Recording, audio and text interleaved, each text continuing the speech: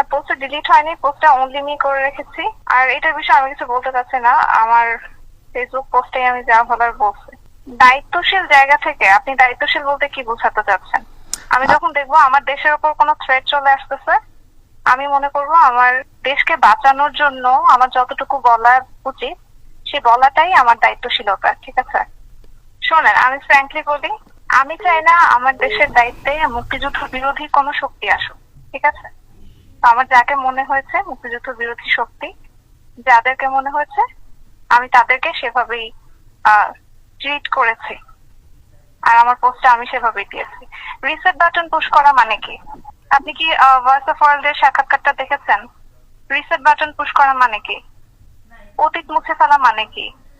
আমাদের মুক্তিযুদ্ধ হচ্ছে মীমাংসিত সত্য, আমাদের জাতির পিতা বঙ্গবন্ধু, এগুলো সবই মীমাংসিত সত্য।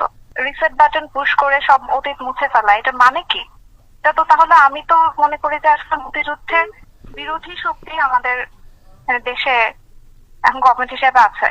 তো আমি আমি আমার মনে হয়েছে যে আমার দায়িত্বশীল জায়গা এটাই যে আমার দেশকে বাঁচাতে হবে।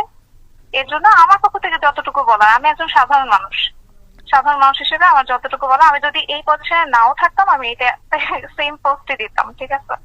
ব্যক্তি ব্যক্তি উর্মি এসব বিভিন্ন পরিচয় ইয়া করা দরকার নেই। আমি বাংলাদেশের নাগরিক হিসেবে বলছি, আমি মুক্তিযুদ্ধের পক্ষের শক্তি হিসেবে বলছি। আমি কোনো দলের পক্ষে বলতেছি না, আমি আমার কোনো ব্যক্তিগত মতামত দিচ্ছি না। আমি হচ্ছে মুক্তিযুদ্ধের পক্ষের শক্তি। বাংলাদেশ দাঁড়িয়ে আছে 30 লক্ষ শহীদের রক্তের ওপর, ঠিক আছে? 30 লক্ষ শহীদের রক্তের বিনিময়ে আমাদের দেশটা স্বাধীন হয়েছে। এই 30 লক্ষ শহীদ, রিসেট বাটন পুশ করলে কি এই 30 লক্ষ শহীদ ফিরে আসবেন? এসব বিষয়, এগুলো সবই তদন্ত সাপেক্ষ। চেতনা বিক্রি, গণহত্যা, যেটা মানে আমি কোর্টেড বলতেছি, গণহত্যা যেটা বলা হচ্ছে জুলাই মাসে গণহত্যা, এগুলো সবই তদন্ত সাপেক্ষ। এগুলো তো মীমাংসিত সত্য না, এখন পর্যন্ত প্রুফ হয়নি তো, ঠিক আছে? বিচার হোক, প্রমাণিত হোক, তারপর দেখা যাবে। কিন্তু যেটা মীমাংসিত সত্য সেটাকে তো কেউ মুছে ফেলতে পারে না। আমার কথা হচ্ছে এটাই। ক্ষমতার কোনো জায়গা থেকে আমি কোনো কথা বলতেছি না, আমি একজন খুবই সাধারণ মানুষ হিসেবে, আমি যদি আজকে এই অ্যাডমিনিস্ট্রেশনে নাও থাকতাম আমি সেম কথাটাই বলতাম, ঠিক আছে? I am not a hypocrite. মুক্তিযুদ্ধের বিরোধী শক্তির বিপক্ষে কথা বলা যে কোনো জায়গা থেকে বলাই যায়, ঠিক আছে? এর জন্য যদি আমার চাকরি চলে যায় এটা আমার কোনো সমস্যা নাই, কিন্তু আমি মুক্তিযুদ্ধ বিরোধী শক্তি হইতে পারবো না, এটা সম্ভব না। আমি হিপোক্রেট হতে পারবো না। যখন যেই গভর্নমেন্ট আসবে টোটাল কন্ট্রাডিক্টরি কথা বলবে, একজন মুক্তিযুদ্ধের পক্ষে কথা বলবে, আরেকজন মুক্তিযুদ্ধের বিপক্ষে কথা বলবে, আমি দুই পক্ষেই মানে হ্যাঁ হ্যাঁ করব, এইটা হিপোক্রেসি, ঠিক আছে? দুটা টোটাল কন্ট্রাডিক্টরি মতে আমি দুটাতেই একমত পোষণ করা, এটা হচ্ছে হিপোক্রেসি। বলো, আমি সবসময় একটা কথাই বলবো, আমি মুক্তিযুদ্ধের পক্ষের শক্তি এবং পক্ষের শক্তি হিসেবে যেভাবে কথা বলতে হয় আমি সেটাই বলবো। আমি যদি আমার সামনে দেখি কেউ মুক্তিযুদ্ধকে মুছে ফেলতে চায় আমি তার বিপক্ষে কথা বলবো। এটা আমি সাধারণ নাগরিকই হই আর কোনো অ্যাডমিনিস্ট্রেশনের অফিসারই হই, যেখানেই থাকে, আমি যদি দেশের বাইরেও থাকি তখনও বলবো। আমি কিভাবে বুঝতে পারছি মানে এটা এটা তো আসলে প্রশ্ন না, আপনি কনভারসেশন দেখলেই তো বুঝতে পারবেন, ঠিক আছে? কনভারসেশন দেখলে বুঝতে পারবেন কোন প্রশ্নের উত্তরে কোন অ্যান্সার।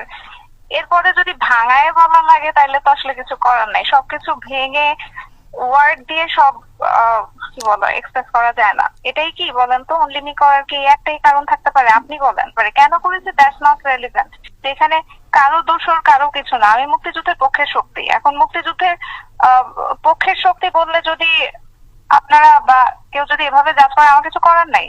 আমি আমি অলওয়েজ বলবো মুক্তিযুদ্ধের পক্ষে শক্তি। মুক্তিযুদ্ধকে আমি যদি একটা থ্রেটেনিং পর্যায়ে দেখি, কেউ থ্রেট হিসেবে দাঁড়িয়ে যাচ্ছে, মুক্তিযুদ্ধ ইতিহাস মুছে ফেলতে চায়, জাতির পিতাকে মুছে ফেলতে চায়, জাতির পিতার অবদান অস্বীকার করতে চায়, 15ই আগস্ট অস্বীকার করতে চায়, ধানমন্ডি 32 নম্বর অস্বীকার করতে চায়, পুড়িয়ে ফেলতে চায়, আমি তাদের বিরুদ্ধে কথা বলবো। আমি যেই জায়গায় থাকি না কেন, এখানে তো কারো দোষর এই ইয়াগুলো আসবে কেন? মানুষের কি মাথায় বুদ্ধি নাই নাকি? এখানে বঙ্গবন্ধু